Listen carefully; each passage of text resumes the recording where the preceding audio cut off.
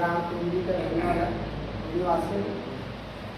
और शिक्षा लेवल से मैं लगभग 5 या 6 साल से जुड़ा हुआ हूँ इसमें, जिसमें कंप्यूटर स्किल से लेकर आप डिजिटल मार्केटिंग तक के ही काम करते रहे हैं और अपने बच्चों को भी वही शिक्षा देते जा रहे हैं। हर लेवल में हो, चाहे छोटा लेवल में हो चाहे बड़ा लेवल में हो, क्योंकि आज उसी का देन है। आज हर जगह डिजिटल इंडिया का लोगो भी चलता है। मोदी भी उस दिन भाषण दे रहा था कि हर जगह आज की सिचुएशन में डिजिटल इंडिया का मार्केट में ज़्यादा बढ़ावा हुआ है।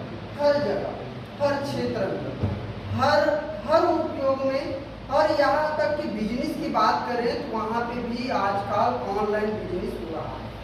हर जगह हम लोग ऑनलाइन भी बिजनेस करते हैं, ऑनलाइन गेम भी चलता है, पता है आप लोग।